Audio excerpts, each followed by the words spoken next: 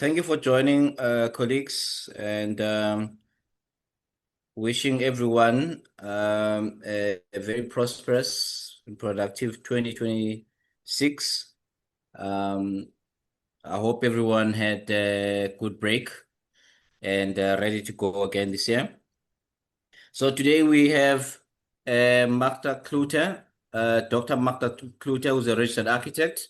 I was going to be speaking with us. She's a senior lecturer and registered architect at UKZN School of Engineering with research expertise in education, architecture, spatial justice, and inclusive design.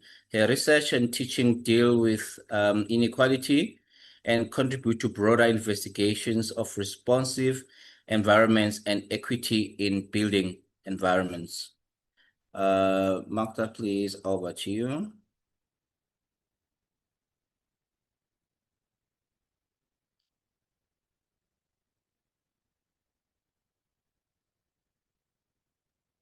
Good morning, everyone, and thank you, Skura, for that introduction. I just need to start the slideshow. So I'll be speaking mostly about my PhD, which I graduated last year. But just to kind of give you the background of who I am and how I got here, I'll just run through a few slides of that. So I studied both at the Free State and at the University of and at Natal. Let me just run through this quickly. Sorry, before I get to that.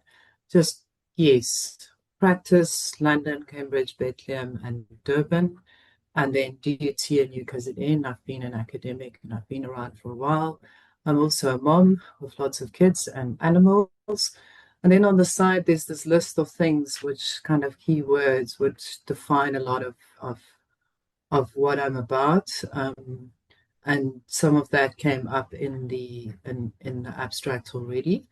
But just, also rights to the city, I think, comes up quite a bit in the work we do at university. And yes, let's move on. So I studied first at the University of Free State, then kind of did partly halfway through, I moved to University of Natal. And it is important because it provided me with two different frames of mind or kind of frames of thinking. University of Free State at that time was very much rooted in the phenomenological way of thinking with reading Noor Bashelt from first year and an understanding of your being in the world and how you experience architecture. History was taught through meaning in architecture, meaning in Western architecture, which is also in Noor Bashelt's history book.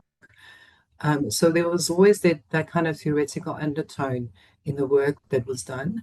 And then I did third and fourth year at Natal, and they obviously, already Rodney was doing a lot of sustainability work.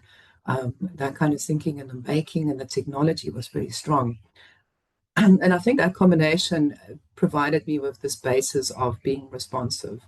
And this quote from Herman Hertzberger, I always like to add it in because it was in my master's thesis. So just to explain, I got the degree at Natal, the first degree, and then I went back, worked for a year for Kevin Lloyd at Tinus and Jankovitz, and then I went back to Bloem and did my thesis there. So this quote was in the front of my thesis, and I think it's driven the way I work and the way I'm researching all the time, because we might be thinking, that wall or that window, does it really matter? Could it move? But every decision that we make has an influence in the way that people experience that space in their daily lives.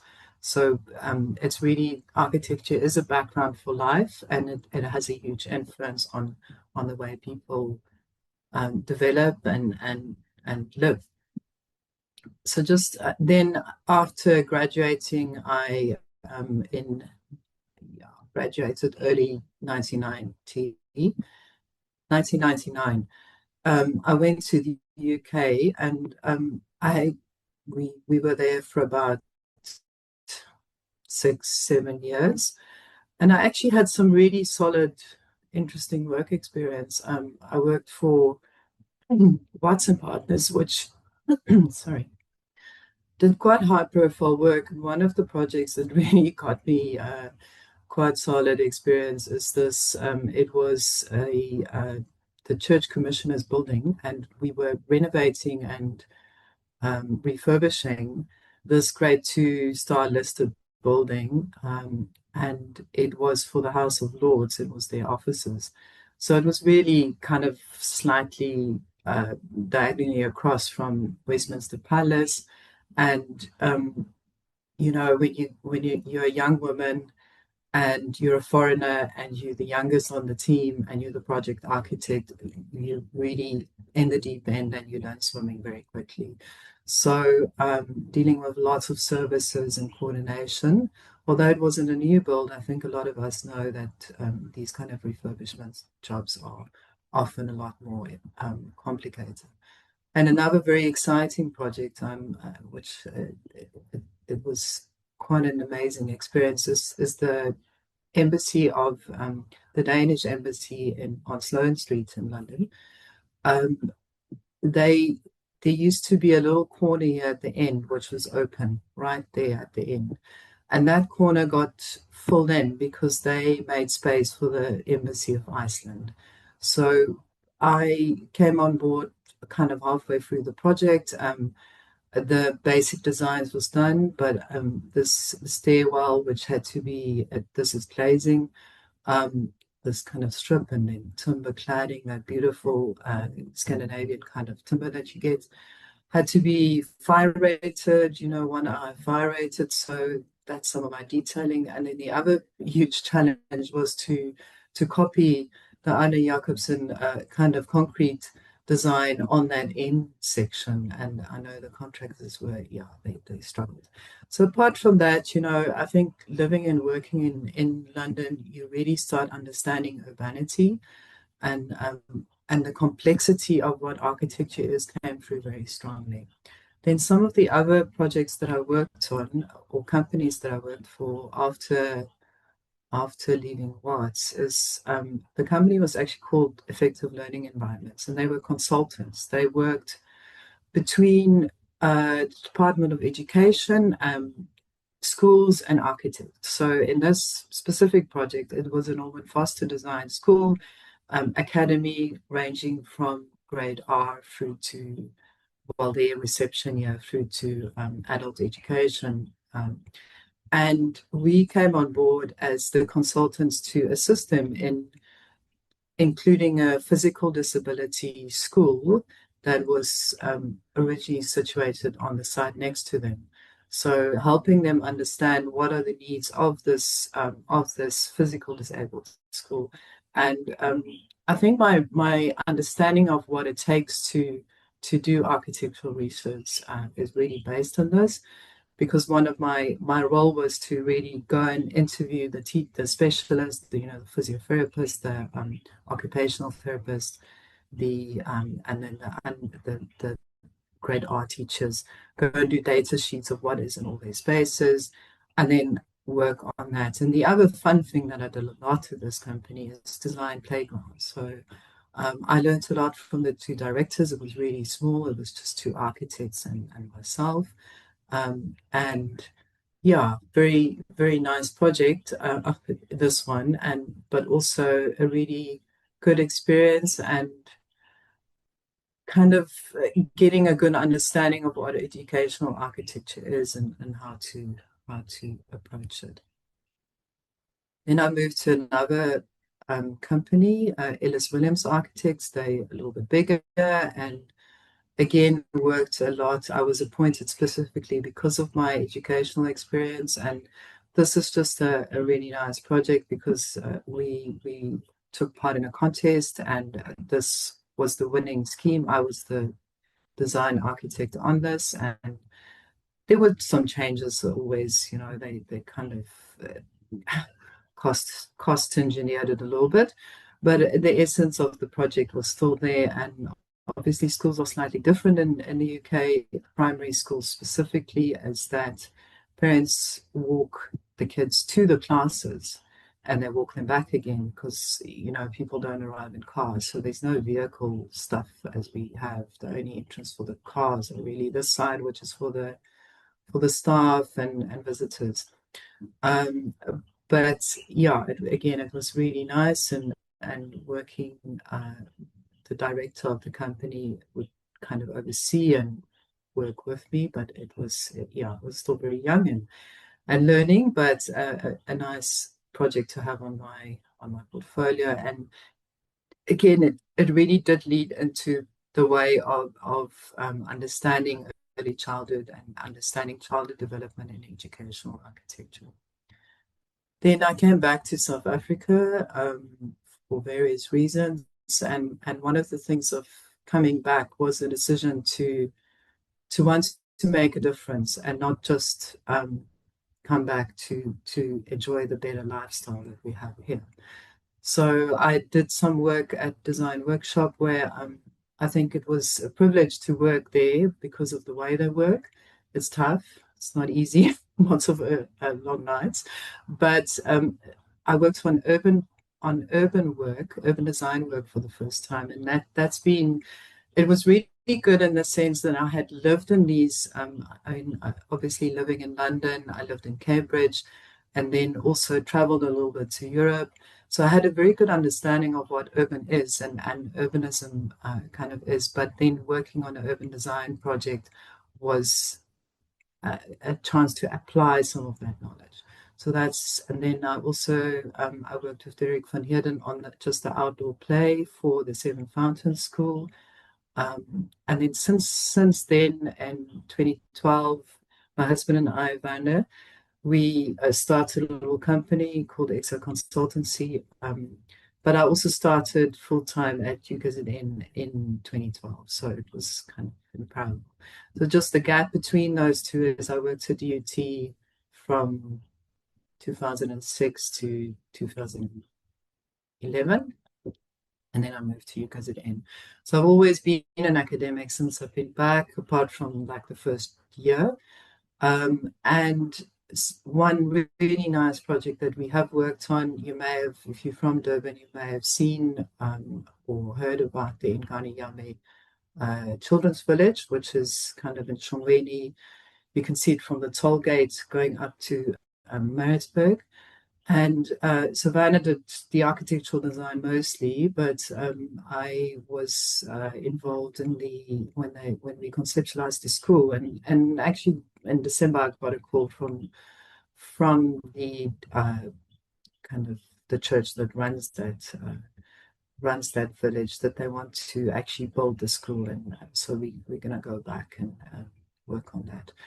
And then just some other things I do in my free time is I've done a lot of work for SACP, RPL accreditation board, and last year I was involved in the PPE, which was quite a daunting task, a lot of work, but it's really good also, and it got me back into understanding all the contracts and all the kind of code of conduct.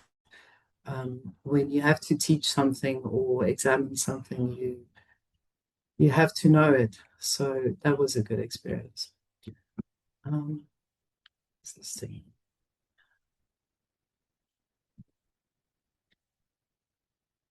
So my period at DUT, I think it was quite daunting when you've been in practice for, at that time, about 8, almost 10 years, and then suddenly you go back to teaching history or something like that. You've got to relearn it, and so it was quite a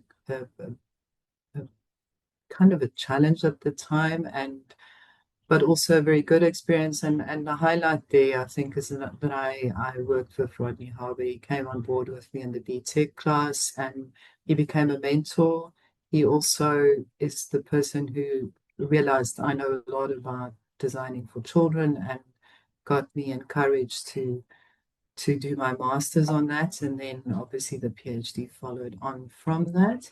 So I was there an academic, and then I left. And at UKZN, I worked in third year. I worked in the old Masters 1. And then the last 4 years, Viloshan and I have been running the honors program, which has been really great. We've done wonderful collaborative work. I've learned from him and all his kind of work in the informal settlements, which I've never had done myself. And we've done some good publications. Also, we started the part-time program and figured out how to run a part-time architecture course and do a lot of online and hybrid teaching. And I think that program is really making a huge difference. And then obviously I've been supervising constantly and have a lot of students out there that have done work in a similar kind of field as me, education or just yeah, a lot of architecture that could make a difference. And I think, sorry, I've got this thing in my throat. As an academic architect, sometimes you feel like you're not doing enough projects because at one point, especially when I was doing my PhD, I couldn't really take on any practice work. It almost feels like, oh, you don't have anything out there. But you know, my projects are walking around. They're making a difference. They're doing new projects on their own. So I think it's something to remember about academics. You know, we make our stamp in a different way. So yes, this is more of, oh, why did it not move? Then my master's, I completed that in 2016. It took a while. I think I started when I was, the idea started when I was pregnant with my youngest son, and then when he was grade R, I finished. So the focus here, I did 4 case studies, and I was trying to understand what is the relationship between childhood development and architecture. And the 3 concepts that really came through in this was that you need to be responsive. I've mentioned this a few times. You know, how do your architecture relate to the context, not just the physical, the climate, kind of the basic things, but also the people and the way that the users use it. The third teacher, which is in the title of this talk, is really, I think it's such a critical thing to remember that when you do anything to do with learning spaces, is that the building itself becomes a teacher. You've got the teacher who obviously teaches the children, you've got the curriculum, and you've also got your building and the environment that it creates. So there's the physical space. It's the way the windows are positioned and, you know, the way the light comes in. But it's also then what is really critical when you look at the third teacher is the way that the building is then inhabited and used as a teaching mechanism by the teachers themselves and by the children. And in this case, this is Live Village by Design Workshop. They had to put a ramp in because of the change of level, but you can see how it's inhabited and used by the children. And then these little panels were made for the children to, it's kind of sensory panels, and how that became another element of the play area. So I think it's just that understanding of we might create a framework, but then the people that actually occupy and live in those spaces every day would do things with it that we never anticipated could happen. And in a learning space, that's really critical. And then the other thing that came quite strongly, and this has a lot to do with what I learned in the UK, is the idea of community. Because of the way that some of the schools were designed, for example, the Greenwich Primary School that we visited, there was a health center and a school next to each other.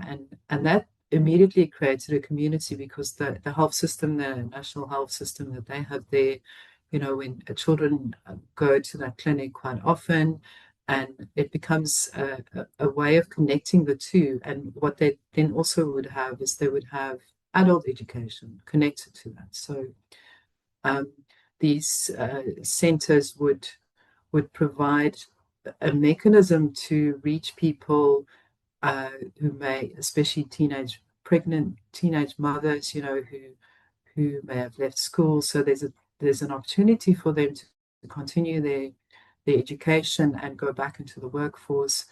It's a way of educating parents how to parent. And then obviously very importantly is to create the education component and the early childhood development component all together. So that's the one side of community. But the other side of community that I learned is in that company that I worked for, effective learning environments, we would receive drawings from an architect who are doing changes to a building, and we would need to advise the education department, can they fund this? Is this good? And if there's some issues, we would actually have a meeting with the school and the architect and kind of connect the dots between them where they might be missing some of the requirements. So that's why it was an educational consultant is kind of like I said with the physical disability. The architects had their vision and were very good architects, but they were not expertise in the way that a physical disabled school might run. So in that sense, it's connecting that and making sure that the school is designed to meet those unique needs and it's responding to the unique needs of a community. So that idea of responsiveness, some of these elements came through again in the PhD. Let's go to the next page. Yeah, and then the PhD. It's a process. So I thought I'll throw this in. I had to last year do a quick talk just to our little PhD cohort. My supervisor was Prof. Ernest Kalema, and he's got a lot of students. And I thought, let me map out how I got there. And just to show it's not easy, there's nothing simple about it. There's points where you're really lost and confused. There's just working, there's more reading, more writing. And then at the end, you're really drained and really tired. At that point, I had applied for a promotion and I was waiting, but thankfully it came through and I'm now a senior lecturer. But I think it's just, yeah, and it's a back and forth. It took a while. I also had COVID in between, which really threw me because I had to rethink the whole process of how the research had to be done. I was going to do a lot of, I wanted to do a collaborative design project, where we would do an intervention and then I would study that. But I wasn't able to because of COVID. So I had to rethink everything. So yeah, that's the PhD journey. Just want to see time. I'm rushing ahead for nothing. We all good, yeah. All good. So then, this is the PhD. Just going to have a glass of quickly a sip of water.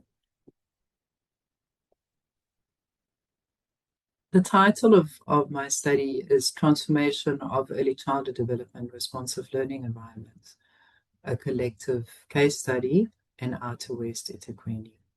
And the key words: early childhood development, learning environment, transformation, policy, and inequality.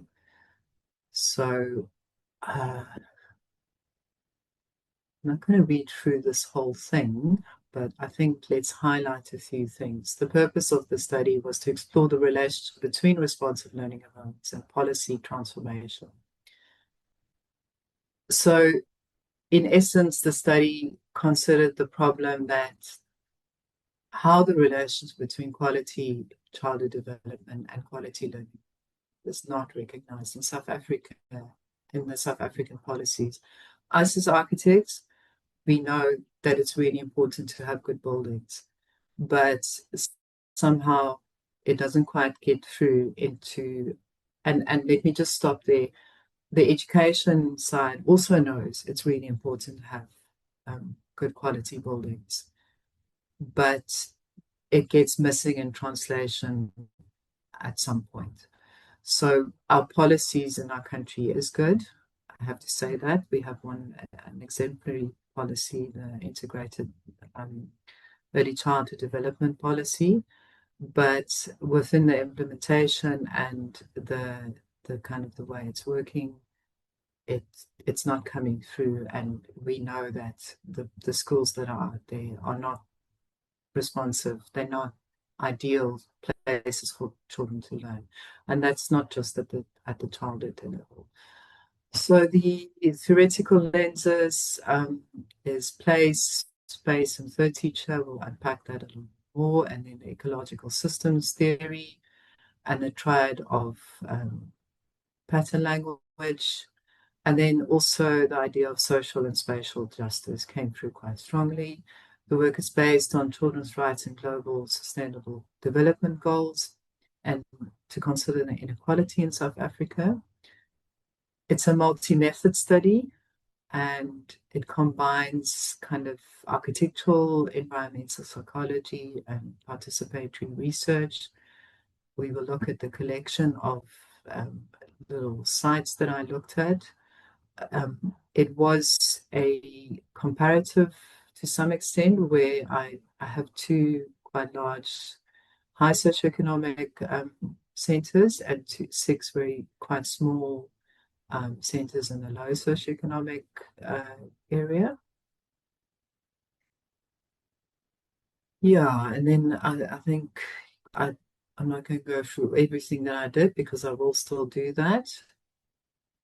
So some of the findings illustrate how the interrelated relation between children and the environment forms the basis of the quality of ECD environment. So the environment's really critical to achieve quality in childhood development.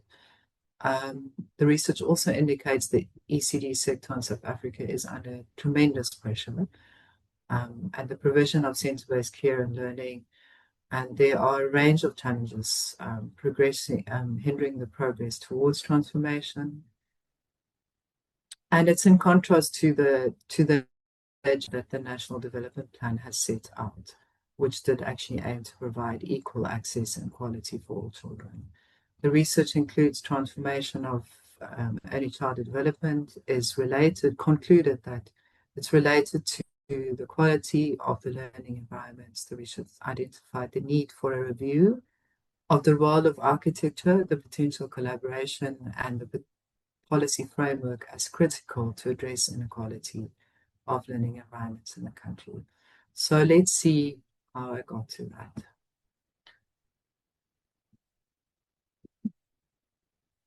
This is just a recap. Some very basic kind of, the children's rights are really quite important. If you're not familiar with them, please go and have a look. There's the international rights for the children, and then there's the South African version, which does subscribe to most of the issues. It's quite strong. There's the SDGs, which I think all of us must have seen by now, and obviously SDG 4 is education, and then 4.2 is specifically early childhood development. It's a concept of early intervention, which I'll just chat about just now. And then South Africa is, although this kind of debatable how developing we are a developing country if you look at the majority of the people specifically in this sector and how they are impacted. So what is early intervention? It's actually an economic term. The Heckman equation, which is an economic equation that shows how the input and financial investment that you make for children at an earlier stage has a much greater impact than any later. So if you take, for example, intervening when people went off the rails as a young adult and they end up in prison, the amount of money that you're spending then, if you had spent that when they were little, the kind of return is so much bigger, because by impacting a child, you're not only developing that child, you providing them the chance to get a job, provide for their own family, impact the children that they have, but also when you send a child to school from a rural or from a disadvantaged environment, they impact their parents. They teach their parents as well. So it's a whole cycle. And the parents get also, as I explained, could potentially benefit from the school environment themselves. So from a purely economic perspective, it's kind of our government needs to spend more money on children. So these points are kind of uh, what has been raised, and it's just, yeah, like I said, reducing poverty. It reduces dropout, and repetition. This is specifically children that has early childhood. So if you can send them to a preschool, a good preschool, and they do grade R, the chances that they'll go through from grade 1 to grade 12 is just so much stronger. And then the long-term effect for schooling for girls is also really quite important. The chances of them ending up not as a mom, like a teenage mom, is better if they had gone through this process. And there's a lot of evidence on this, and then obviously the Convention of the Rights of the Child ensures every child the right to develop as well as survive. So if our government wants to adhere to those rights, we need to be placing a lot of emphasis on that. So why do architecture relate to this? And here the ecological systems theory developed by Bronfenbrenner in the 70s provides a platform or a way of a lens of understanding it. This diagram is one of his original diagrams, and it shows how from the individual you can see here, although it's not necessarily buildings that listed here, we can see how there's a building in each of these. There's a house, there's the school building, there's the clinic, there's the church building, there's kind of the play areas where the streets where the children play. There's how do they get there? How do they move from the taxi to the school? What's that in between space? And then it moves out. And in terms of systems, you've got policies and things, and that local politics. What's our local eThekwini municipality? How do they get involved in the way that we design schools, and how do they govern the implementation of that? And then obviously you get the macro system of all those policies at the top level, and the NDP. Beyond this, there's also what they call the chrono system, and later on you'll see how that involves or how that plays out. I'm sorry if there's not a lot of architectural pictures yet. It does come later on. So again, just the background and understanding where we come in. These are the recognized essential facet for ECD, and this is South African way of looking at it. And you can see obviously maternal and child health, nutritional support, support for primary. This bar is in my way. Screw, I told you it's going to come in. There you go. Support for primary caregivers, social services, then stimulation and learning. So then on the other side, this was 2019, but it's not changed a lot. You can see that we're doing very well as a country and making sure that maternal health and child health is kind of has improved drastically. The social services and income support is getting there. Nutritional support for primary caregivers, and the stimulation and early learning is very low. It's really poor, and there's a lot of work to do in that framework. So, as I mentioned before, when I went through the abstract, the research problem of the study defines, well, these define it in a different way. But I've been talking a lot about learning environments. I've been talking a lot about early childhood development. And then my question is the idea of transformation. How can you make a change? How can you, and not just change, but actually make sure that it's implemented and that it transforms a whole society and a whole group of people. So these, when you do research, for those of you not in this kind of space and haven't graduated recently, you always have an aim and objectives. So the aim in this case was to explore the relation between responsive learning environments and early childhood development, policy transformation in South Africa. And then I unpacked it into 6 different objectives. Um, sorry, phone's ringing. And it's really just taking bite sizes off this huge, huge problem and how can we answer it? And we'll see how a lot of the first kind of aim of just what's this relationship comes from literature. And then I go and look at it, okay, how does it play out in the real world?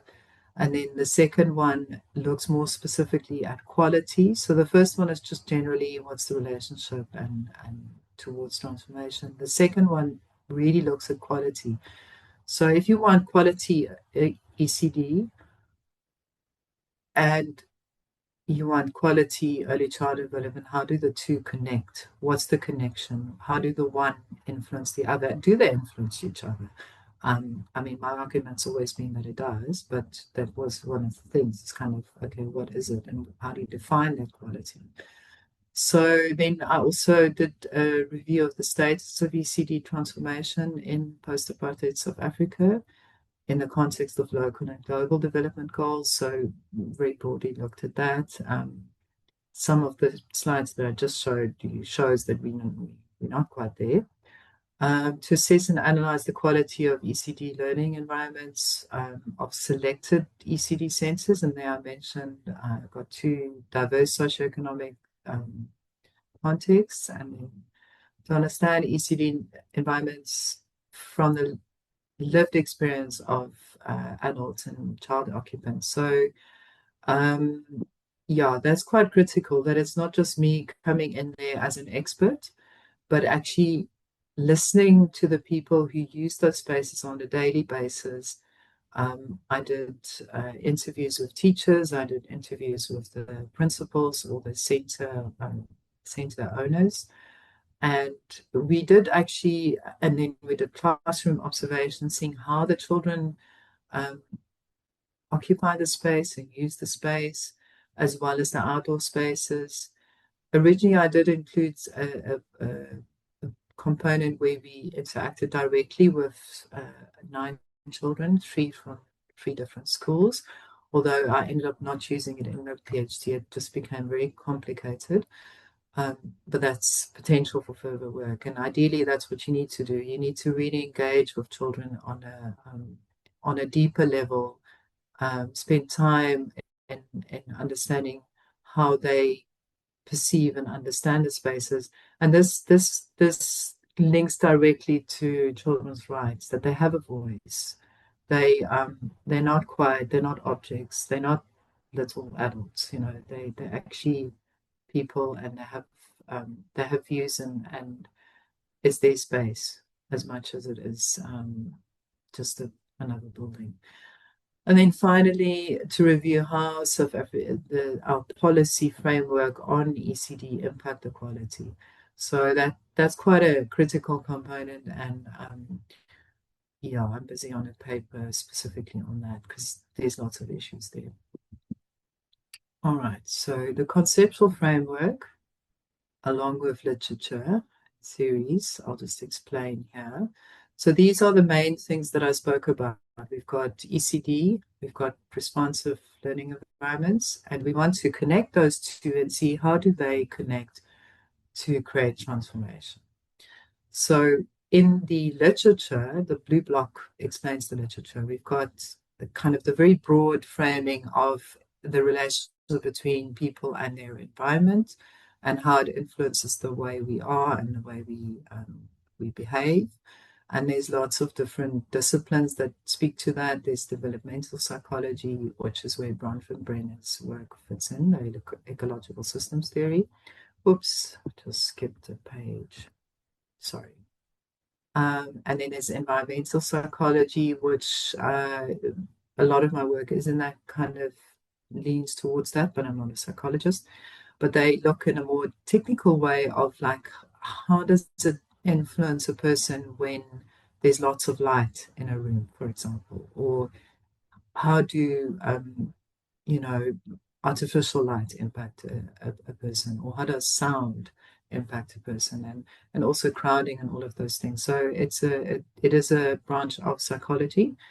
And some architects like David Cantor kind of saw himself as in between. He was an architect, but he did a lot of work in that field. And then there's learning environment research itself, which it's a little bit of a broad field, and because sometimes it's like it just focuses on the education side, not so much the physical side. But and it was a little bit difficult to sift through that literature. But there is also a body of knowledge that deals with our physical environment, um, and how that influences learning. And then there's the idea of evidence-based design, which, yeah, I think in our country we've not really embraced that as an architect, as an architectural profession that much. But in the UK, there was a lot of post-occupancy evaluations that was done, and there's yeah, the developed countries like Australia as well as America, there is a lot of these kind of toolkits that you could use to assess a building after occupancy. And I think it's really critical to go back and see, okay, I've designed this building. How's it working? Is it working? You know, is it actually functioning the way that we as architects envisaged it? Or is there better ways of doing it? So that's quite a key component as well. I think that comes through in the literature. Then the second kind of narrowing in was to look specifically at early childhood ECD learning environments, and here identifying what is the characteristics of quality, what does it mean to say responsive learning environments, ECD learning environments, and then looking at that notion of third teacher specifically in the ECD environment. And then the final component, sorry, my bar is in my way again, is ECD policies and learning environments. So I looked at it from a broad level. I've spoken a little bit about the children's rights already and the SDGs, and there's quite a lot of literature around it. There's also kind of ECD policies at a global level. What is other countries doing? And then what is our local policies doing? And then the role of these of learning environments in the policy. Do we actually have a place in the policy as an architectural profession? Is one of the things that kind of needs to be asked. And then from a purely theoretical perspective, we've got these things at the side. So phenomenology, the way I broke it down is we've got perception and place. So phenomenology speaks about experience. So how do you experience your environment? When you walk through a place, you get there's an atmosphere about it. The milieu, you know, does it do I feel at home? Do I feel like I can connect with people? Is there places, you know, is the place conducive to the kind of function that needs to happen in it? So, and we measure that in terms of perception theory as well as place theory. And then, yeah, I'm not going to do a whole theory lecture. And then the idea of responsiveness, and there I looked at quite a bit at pattern language as well. You know, Christopher Alexander's pattern language of being responsive. And then the third teacher, which I've explained a little bit already. And then third space, we've got people like Edward Sawyer and other authors who look at third space as the social side of architecture. So yes, you can have a building, and you can have a vision of what that building is, and you can have images of it, but the space is also what it is when people are in it. So that's where third space come in. And in in the early childhood sector, where the children are not necessarily that, they're still developing. So they are exploring space in a very different way than we as adults. We would be sitting on the chair, they would be crawling under it, or, we'd be sitting at our desk, they might be on top or underneath. So their way of interacting with environments is very different, or they might create a little den where we would think it's just it's a shed or something that's in the way. So it's just, I think it's really critical to understand third space from that perspective of children, and how critical that is.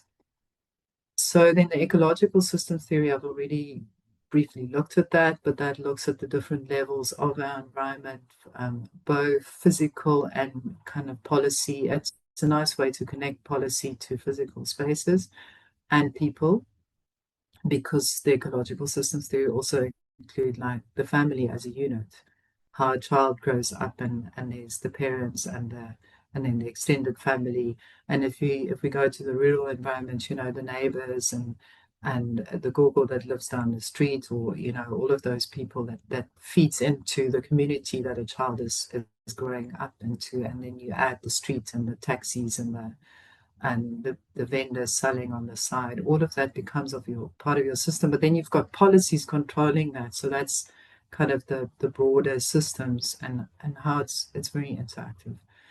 And then, yeah, spatial justice. I've added third space in here because spatial justice speaks a lot about third space. If you go and read on spatial justice and SAIA and David Harvey's work, it's more urban. It's more from that kind of geographic side disciplines, but it looks at how people can influence the way that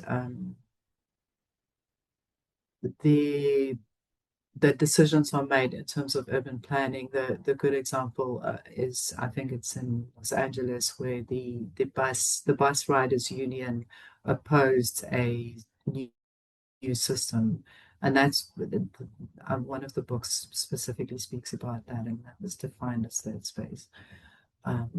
Okay, so it's bringing the voice of the teachers and the children into the bigger picture in a very big way in this scheme. Okay, how am I doing for time? 20 past. Oof. Yeah. There's a lot to get through. So I'm going to skim a little bit so that we can look at the buildings themselves.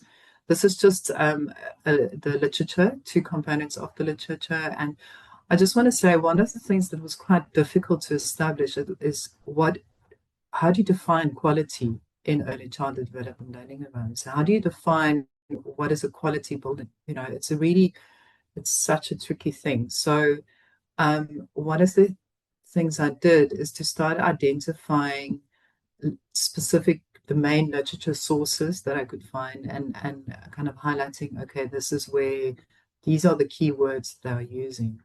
And then like here, I mean, clean and safe is such an obvious thing, but that came through. But then also child scale, and that's why I've got this picture on the side of the different sizes. So it was interesting. They don't agree necessarily, and this is just three authors, that have done work in this field. If I remember correctly, this one is they did a review of other studies, so it's a literature review paper, and they defined less categories, but the thing that stands out here is just it's really hard to define and to constrict the notion of quality to a set of criteria. And as architects, it's quite important to know what does it mean. So just in terms of then the last chapter of the ECD was looking at learning environment specifically, at policy specifically. This is just a kind of a mapping out of the policies dealing with children and early childhood development sector, and you can see how on the left-hand side there's a lot of kind of international stuff. We've got some specific sustainable things coming through, and then you've got lots of different policies that has been developed since 1996, 1995, because before that, there was very little, really little. So we've done well. We've developed a lot of policies, and there's an element of architecture in the National Integrated Development Plan, which was kind of the last one. And this, which I mapped here, ECD migrate to Department of Education, there has since been quite good work being done, but not necessarily in making sure that good quality buildings are being designed. So just to also highlight the things that are baseline criteria that is necessary is obviously you need good quality teachers. You need age-appropriate equipment and age-appropriate curriculum, but a safe and stimulating learning spaces are highlighted in all the literature. It needs to be child-friendly. It needs to be there to enhance the experience. It needs to be that third teacher. And then I also found a really good example. It's quite a recent study, a recent book by these authors. And they developed a phased approach of how governments of developing countries can improve quality of learning environments. And one of the things that they emphasize a lot is that you need to go through a assessment. You need to know what's there to be able to change it. And then the other thing that comes through in their work is that you should work with those communities, with the sector, when you're making these changes. So a bottom-up approach is internationally recognized. Then this goes back to theoretical framework. This is just the phenomenology one. I'm going to skim through these. I do want to stop here quickly. So part of, you would remember the concentric version of the ecological systems theory that I showed initially, where the micro and the child sits in the middle and the macro is at the back. So what part of the work that I did is to reconceptualize this framework specifically from a bottom-up approach, from a child's perspective, and to realize that for a child, the micro environment, their quiet corner, their ablutions, their outdoor play, their parents and their home is really their whole universe. And these other things are kind of really on the periphery. So I've turned it inside out. And also highlighted it from a South African experience. So you go from the micro to the meso, where we have this taxi, street, church, neighborhood, ECD center and family.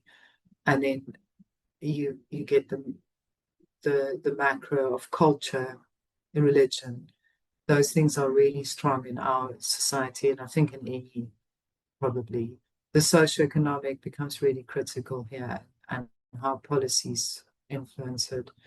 The exo, which is kind of in between, is rural or urban. That plays a lot of, has a huge impact. The bylaws that influences. We know how our bylaws change as you change regions. That has an influence. The macro, and then the chrono, what I mentioned. So the chrono is kind of societal change, big world events like COVID. And then we had flooding during my research process. We had the social unrest. I had planned to go back to my sites, and then we had the social unrest. I had to cancel that. So how did that impact the way that these children are developing? So you can see how the children really grow up, and obviously we as adults live in this interconnected system as well.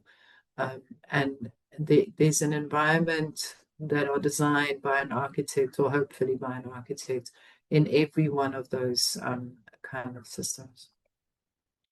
Right, then this was on the picture that I gave Kiara to make for the invite.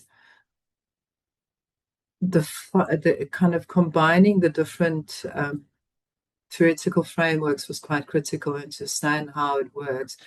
So as I just mentioned, the microenvironment is really, really the most important component for a child. It's their whole universe. And when we go back to phenomenology, this is where it plays out. We've got place, third space, and third teacher. I'm sorry, it's really small. That defines ECD quality.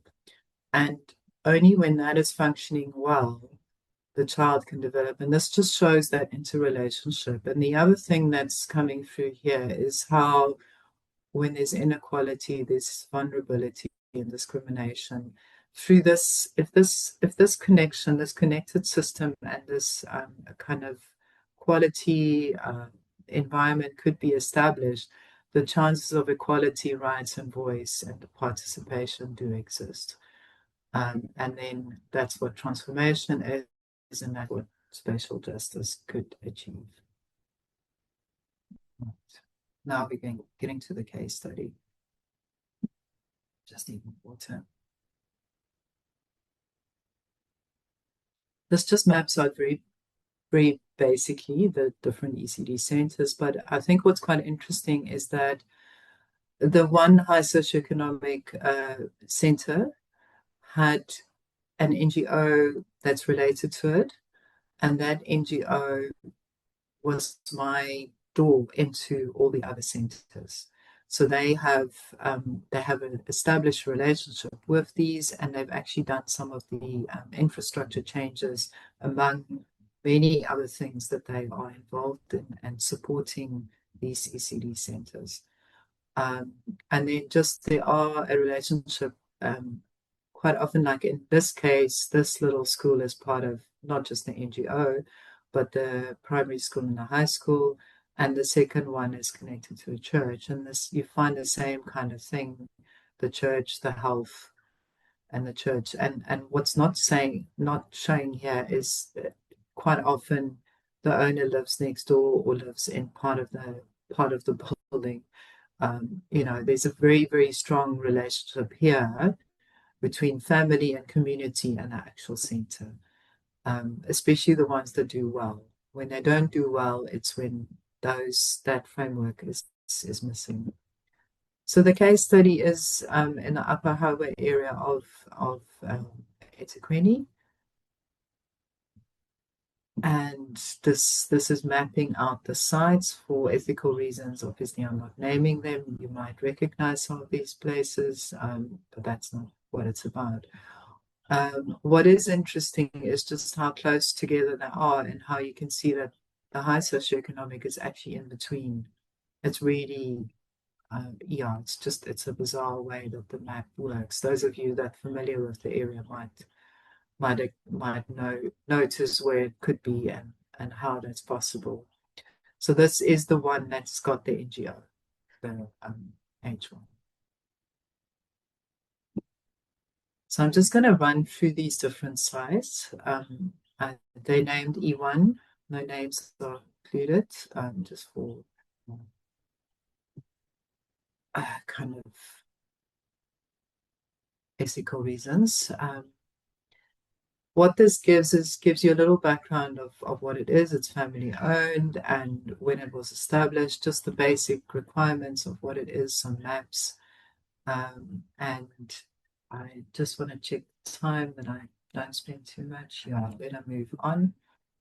So I'm going to run through each of these. There's a plan, and they're all at the same scale, and they show the same kind of images. The dark red is the classrooms, the blue is ablutions, and the green is covered play area, just for guidance. So this is the second one.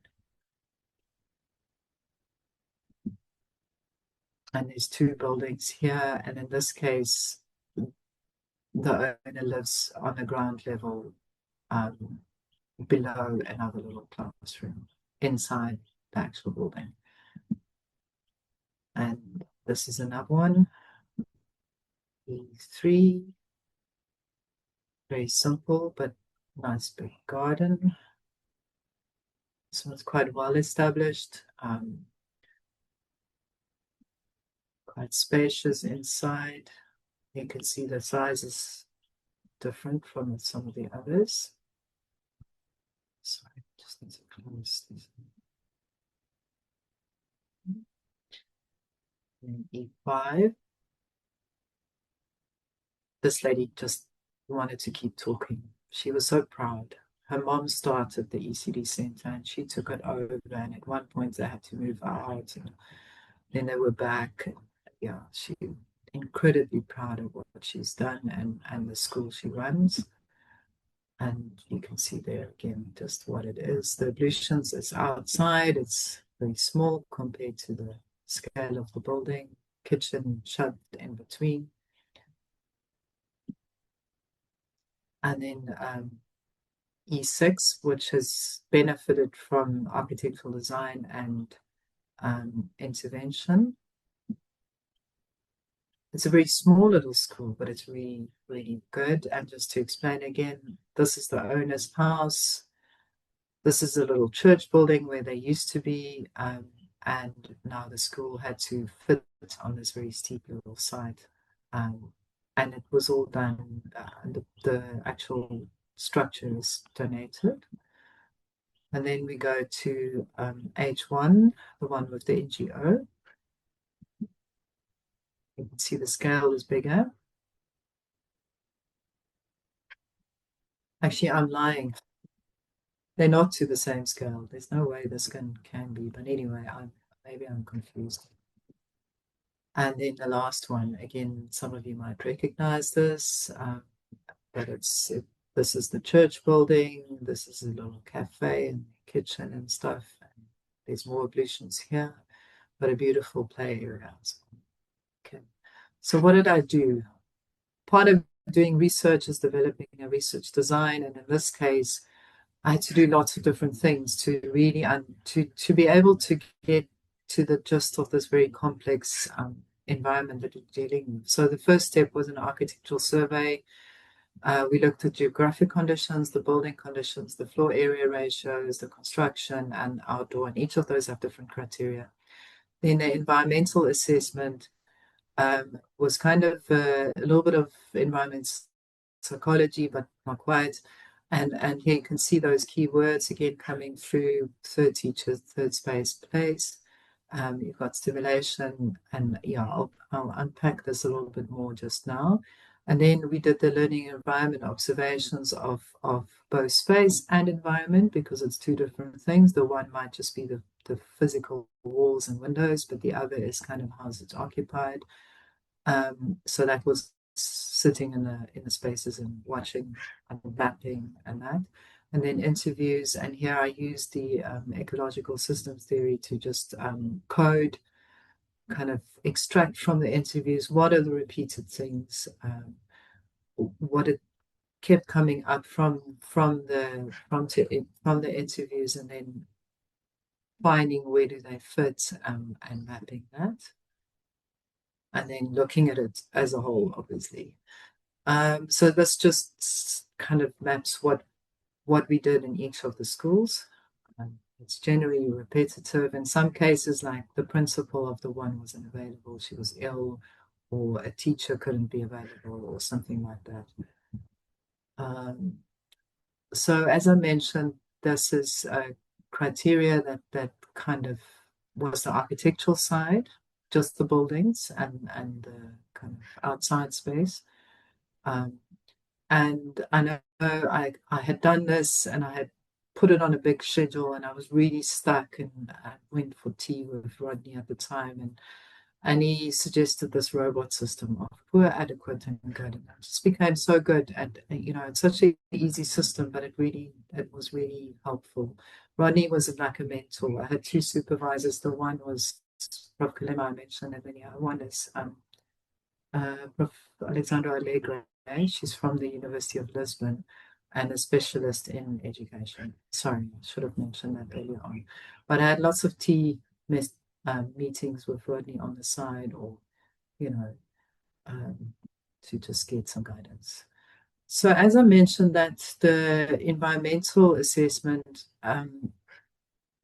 although I had those keywords of third space, place, and third third teacher, it's based on literature. So there's a very good uh, um, kind of researcher,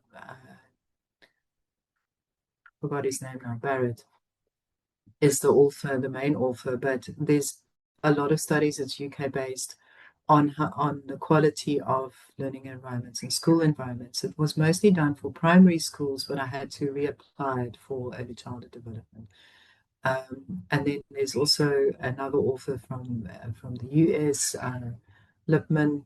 He did actually include the idea of third teacher and learning atmosphere as well as flow and between inside and outside, place identity, and connection to the community is things that came from his work.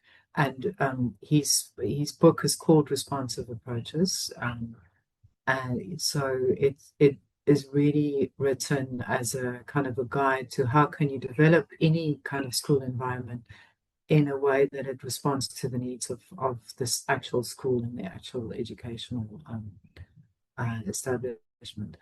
Um, the challenge I had is that there were all these assessment methods and ways of measuring, but it was mostly from, like I said, the US and UK, and they have formal spaces. You know, they don't have our, oh, here's a house, let's convert it into an ECD.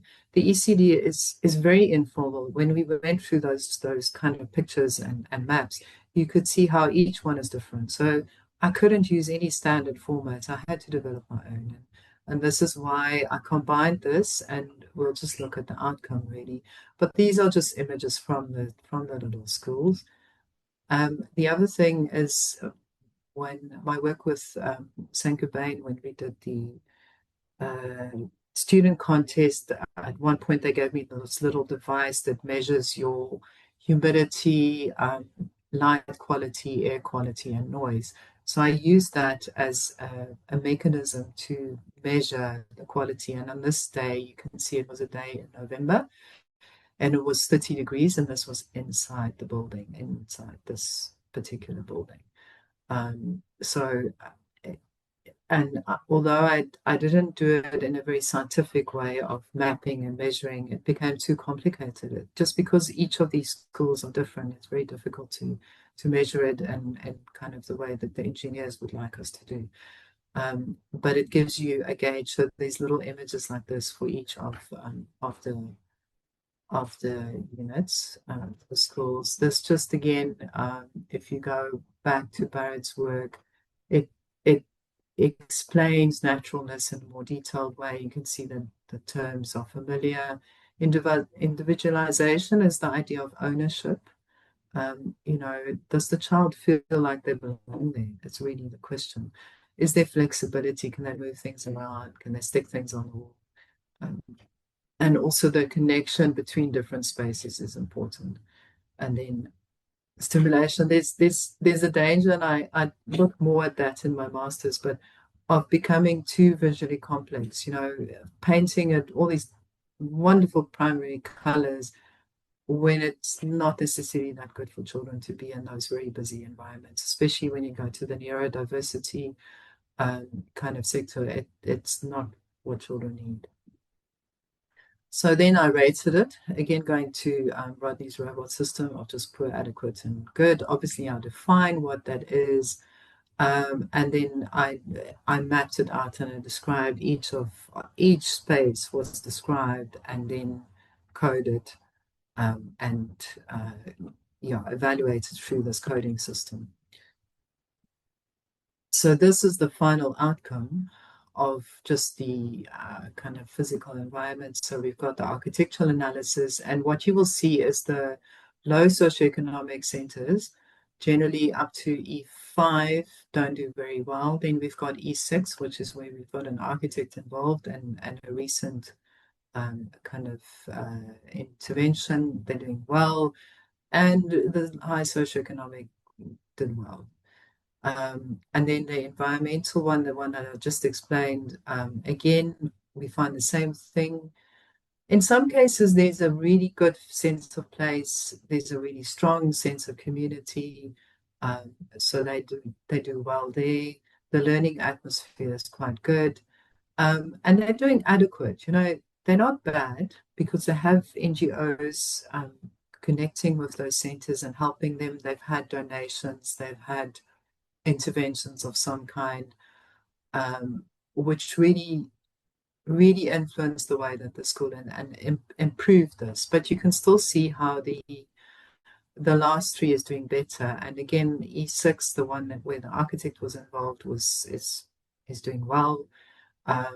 H1 is also doing well, although it's a little bit, it becomes a big school, it's painted gray, and it's kind of part of a bigger scheme. And in this case, what I didn't mention, H1, the design was actually, it was imported from the US. The developer got plans drawn up by obviously a donation from an American company, and then it was placed in Outer West eThekwini. Um, and that influenced the way it was designed. Little things like the windows in the classrooms, there would be windows, but they couldn't open. They only had sliding doors or kind of doors to open, and that's a climatic issue. Just not being familiar. Originally, also the play area was very small, just the space in the courtyard, and they then extended it out to another natural play area. And so even when architects are involved, there's sometimes issues, especially if they don't know. They're not familiar with our context. They're not really responding to the specifics. Then H2 is doing well. It's just that some of this is converted spaces. So because it's a church, it was designed for Sunday school classes, wasn't designed as a preschool. It's not green. It's kind of just below. But obviously, it's still really a really good environment. Then the next one was the classroom observations. What I did here is we looked at activities, we looked at the relation between interior and exterior, the movement, the interactions between child and adult, potential and affordance. Affordance is what kind of, how can children use a space? Like I mentioned earlier on, we might sit at a desk, but the child might be on top of or underneath. So what is your environment that you've designed afforded, the space, and what is the environment that the teacher and the children are creating? How are they creating that potential? And then here I also included noise. Magda, we Because have just five critical. more minutes for the presentation. Oh dear. Yeah. Hmm. This is what these look like, just briefly. Yeah, Skura, I'll run through it again, mapping it, lots of detail there.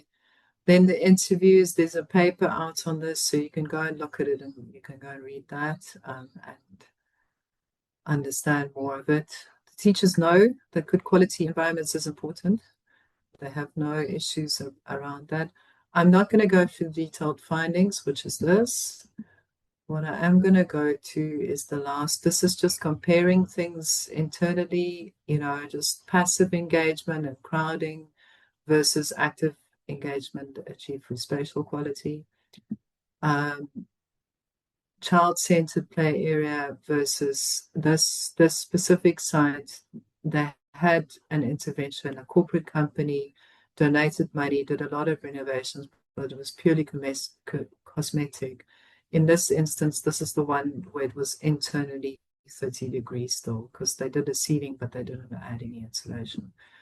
Again, just comparing the inequalities, the one is kind of showing the play area of the high socioeconomic compared to the low socioeconomic.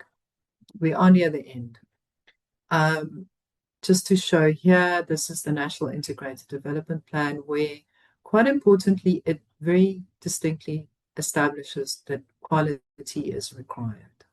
So it's not that our government is ignoring the fact that we need quality. It's not ignoring equity either, but it's how do we get there? That's really the question. So I'm not going to dwell on that, but that's the important bit there. Then this you've seen, this you've seen. So what I've established in the recommendations is that we need a system of how can we improve this. And the first thing is you need an architectural is to take what I had done, my methodology, and use it as a research approach and as a model that could be used to be implemented more widely to ensure that we actually understand before we change. We know what's there before we change, and we know what to change and how to improve. Um, the recommendations for the policy framework is, yeah, I've not dwelled on that, but there's huge problems in the sector and there's lots of challenges. Infrastructure is just one of them. But what came through really strongly is the funding and the funding model, the allocation and the model that's currently in place. There's a heavy reliance on ECD providers, NGOs, and NPOs. And the government itself is providing grants, but the grants is for the children to get fed, to ensure places. It's not looking at implementing it. One of the biggest challenges that came through is that for a person to register a ECD center, they need to have a building that meets the basic requirements. There was no funding, there's no funding model currently and I know there are schools being built, but there's a gap.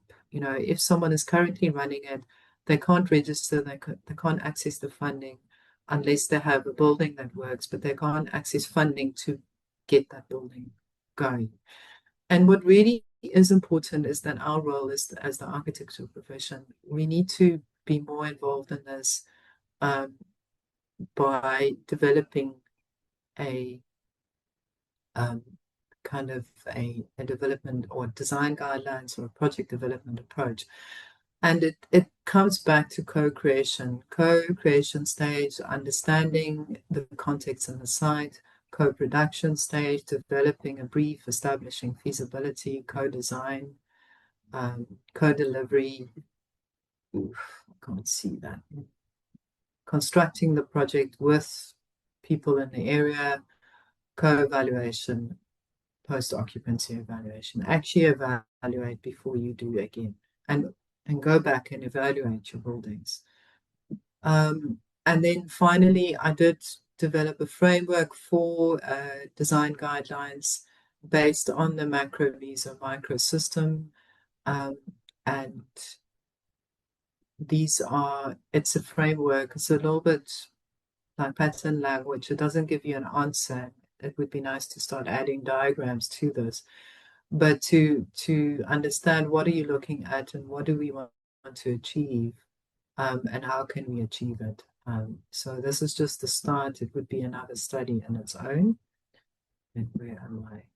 So just to end, these are kind of reflecting remarks that I wrote at the end of the project. And I think it's important to understand as an architect, I didn't really look at the role of the architect or the profession when I started out, but it became really critical that we have a role and we need to embrace that and get to a point where we have a voice as architects in decision making and policy making as well. I'm going to stop there. Thanks, Kira. Thank you so much, Magda. I hope I didn't rush you at the end, but I think you managed to cover everything. Yeah, I'm running out of breath now, so it's fine. Yeah. No, we really appreciate your presentation, Magda. What is the what drove you into this much detailed study that is not at first purely architecture? Okay, but in the middle of the study, you analyze buildings and all that, but your the thorough research into early childhood development is actually quite thorough. What as an architect, what brought you to that point of view?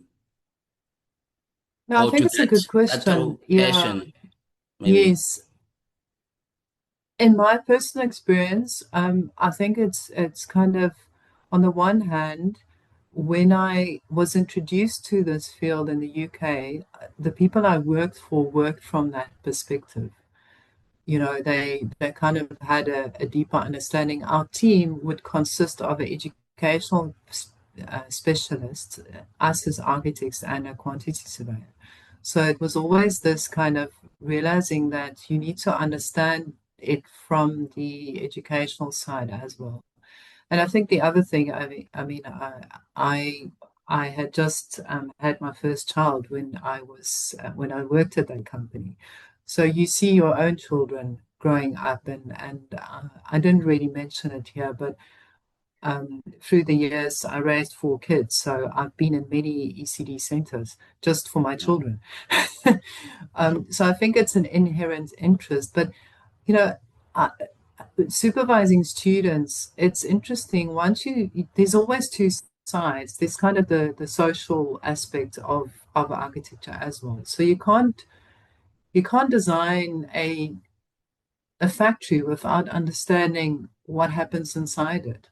You know, what are they making? Why are they making it? How do they make it? Who's the people who work there? So it's really that kind of depth that's required. And my students often get a little bit lost when because it's so interesting. We love learning new things, I think, as architects. mm, mm. So it's that depth. I don't think I can do the study without having that knowledge. Yeah. It's yeah. I hope that answers the question. And the policy, I think it's always great to have a study that leads up to policy. And I've noticed that norms and standards always make environments slightly better than if you were only designing to SAPS standards. For example, the norms and standards for accommodation in higher education. You look at the number of fittings recommended there versus the norms and standards. The norms and standards are much more specific, and Mm. they seek to make better environments. Are there some standards with ECD that you could recommend that we could help share with the members? Um, this is the challenge, Skura. There isn't necessarily in our environment. When I was searching, I could find the Western Cape had one at one point. I don't know if it's being implemented, but that's really the gap. And I guess I'm the one who needs to write them, but I need a team to work with me. Mm, So there isn't necessarily. There are some really good UK standards. I mean, when I worked in the UK, you do a school and there's like this whole library of stuff you need to go and adhere to. They have for secondary schools, for labs, everything. There's a building bulletin for each one of them. Currently, I would suggest that you search wider, but this is kind of what I would like to get to next is mm, to establish that and to develop a standard. Because what the research is showing is that that's missing. You know, we've got the ECD policy, but we have our building regulations and we have our local authority have their rules and regulations, but there isn't necessarily an architectural guideline for South Africa at the moment that could be implemented. yeah. I could I think share some of the overseas stuff. So yes, yeah, yeah, maybe we could start there. But I mean, with so much research that you've done, we definitely could develop that as a country. yeah. I just need a sabbatical to work on Yeah. it. All right. But it Thanks is so on the much, man. cards. It's kind of policy framework Yeah. and design guideline is that's kind of on my target list. Yes. Mm. All right. Colleagues, any questions or comments? The seven fountain schools in Coxted, the award-winning school by East Coast Architects. We visited it, remember, with Wally Peters for awards, and we actually arrived there in the afternoon in winter. It was very Okay. cold outside. You walked into the large roundabout of mud bricks. It was much warmer inside, and Yeah. there was no architect actually to take us through the building. but the caretaker was so passionate about Mm. everything that happens in the school. Kids will be given um, hot water bottles when they arrive and all of that. So you've been involved in quite interesting projects for that are quite meaningful to the kids. Yeah, I feel privileged to have been involved in that. I mean, it was really quite minimal. They had designed most of it, and I was teaching part-time with Derek in first year, and I was, yes, they were had to design the grade R space. So we he told me about that, and then I developed the play areas. But I think the amazing thing about that school is how the process of getting the school there, they really made sure that they use local people and local facilities. I mean, that's true sustainability as well. You know, Mm. they did a skills or an audit of skilled workers in the area and supplies in the area to build the school. So there's a very strong sense of ownership.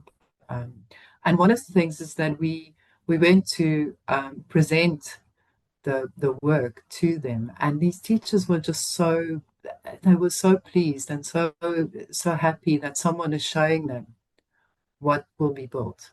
You know, I Mm. think it's that appreciation that we don't realize how much. And I found the same thing with that one little school that the intervention was done. The lady that spoke to me that I interviewed, she said the same thing. She said it was so lovely, you know, the architects came, they showed us the pictures, they explained everything. There's such appreciation of recognizing that they are the ones who will be inhabiting the space. And I think the work that East Coast architects really, they try to do that as well. Yeah. I see There there's was a question. ownership from everybody we met there on site. Ownership. Exactly. They just Yeah. loved the school. Yeah. They Yeah. were going to protect the school. They just owned it. Yeah. Yeah. Yeah, No, that was very good to definitely. see. That's so true. Yeah. I see Professor Wally's got Peters? his hand raised. Yeah. Yes, Hello, Wally. thank you. It's amazing that you remembered so well, but of course, how can we ever forget that visit to Seven Fountains? What a day and what an experience, Skura. Very nice. Magda, congratulations and welcome to the Thank you. group of about 25 or 30. I'm sorry you took so long to get there, but wow, what a travel, what a journey. And you Yeah. point out just how lonely it is. I'm so grateful that you had Rodney on your side because you have to have somebody to support you and just see things differently.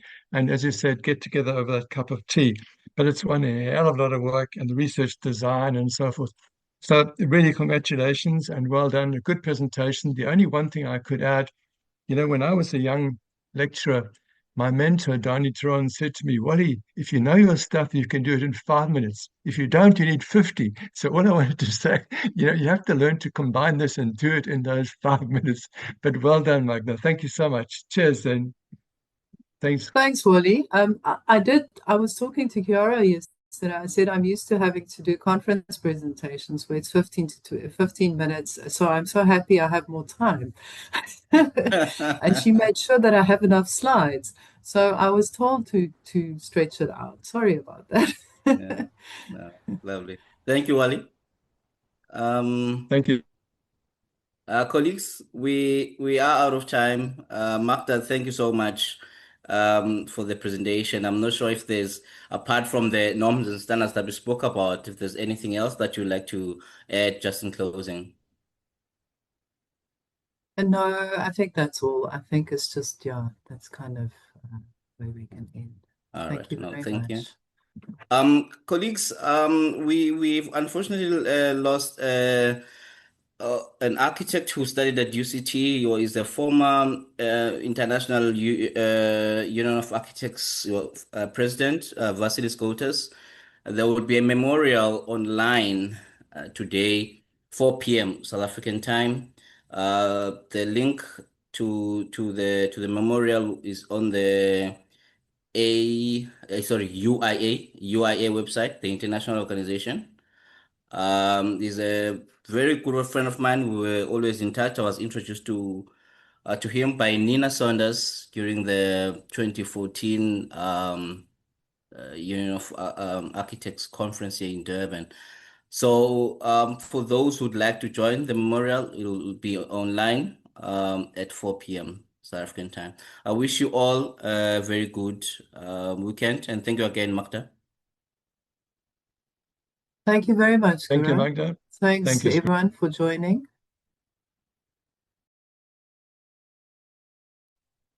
Thank you. Goodbye.